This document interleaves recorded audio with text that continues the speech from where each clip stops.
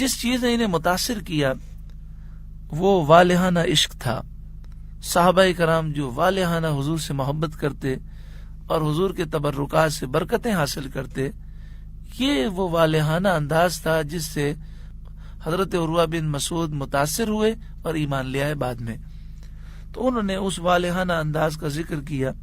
فقال ای قوم، آپ جب واپس گئے تو کفار مکہ سے کہنے لگے اے میری قوم، واللہ لقد وفدت علی الملوک ووفدت علی قیصر وکسرى والنجاشی، میں بڑے بڑے بادشاہوں کے دربار میں گیا، میں روم کے بادشاہ قیصر کے پاس گیا، ایران کے بادشاہ فارس کے بادشاہ کسریٰ کے پاس گیا، حبشہ کے بادشاہ نجاشی کے پاس گیا، بڑے بڑے بادشاہوں کے میں نے دربار دیکھے.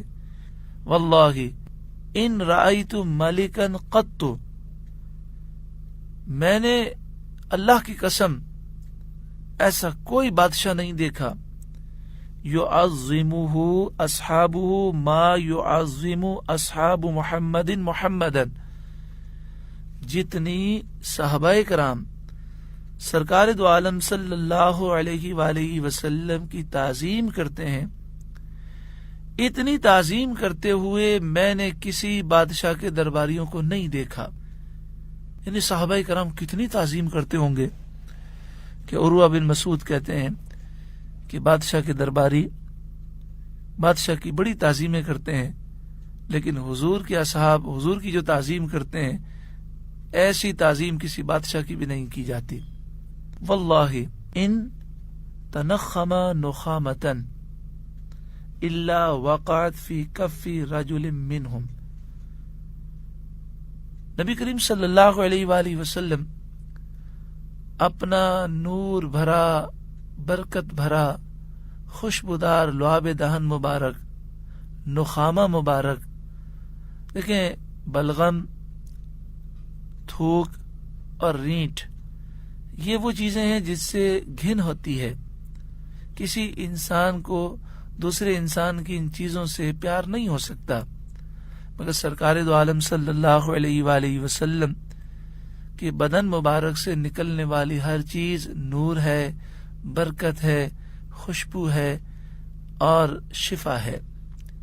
تو انہوں نے نخامہ کا ذکر کیا اور کہا کہ جب وہ یہ باہر نکالتے ہیں تو صحابہ زمین پر نہیں گرنے دیتے بلکہ دوڑتے ہیں اور نخامہ ان چیزوں کو، ان مبارک چیزوں کو وہ اپنے ہاتھوں میں لے لیتے ہیں. لعاب دہن مبارک ہو یا دوسری چیزیں ہوں وہ انہیں ہاتھوں میں لیتے ہیں. فَدَلَكَ بِهَا وَجْهَهُ وَجِلْدَهُ، پھر برکت حاصل کرتے ہیں اور اسے اپنے چہرے پر ملتے ہیں اور اپنے جسم پر ملتے ہیں. وَإِذَا أَمَرَهُمْ ابْتَدَرُوا أَمْرَهُ، انتظار کرتے ہیں، جیسے ہی سرکار حکم دیتے ہیں فوراً حکم کی تعمیل کرتے ہیں. وَإِذَا تَوَدَّعَ كَادُوا يَقْتَتِلُونَ عَلَى وَضُوئِهِ، جب آپ وضو کرتے ہیں تو وضو کے پانی کو حاصل کرنے کے لیے ایسے وہ جھپٹتے ہیں کہ لگتا ہے کہ آپس میں ٹکرا جائیں گے، لڑائی ہو جائے گی. اس قدر والہانہ انداز ہے. یعنی صحابہ وضو کے پانی سے برکتیں حاصل کرتے. وَإِذَا تَكَلَّمَ خَفَضُوا أَصْوَاتَهُمْ عِنْدَهُ، اور جب آپ کلام فرماتے ہیں نبی کریم صلی اللہ علیہ وآلہ وسلم کی بات صحابہ غور سے سنتے ہیں اور نبی کریم صلی اللہ علیہ وسلم کے دربار میں جب وہ گفتگو کرتے ہیں تو اپنی آواز پست رکھتے ہیں. وَمَا يُحِدُّونَ إِلَيْهِ النَّظَرَ تَعْظِيمًا لَهُ، اتنا ادب کرتے ہیں کہ نگاہ اٹھا کر حضور کو دیکھتے نہیں، حضور کی بارگاہ میں نگاہیں جھکی ہوتی ہیں. پیارو محترم بھائیوں، بڑی انتہائی دکھ کی بات آپ کو سناتا ہوں کہ مکہ شریف مدینہ شریف میں سعودی عرب کے جو نجدی علماء ہیں انہوں نے یہ لکھا کہ تبرکات سے برکت حاصل کرنا شرک ہے.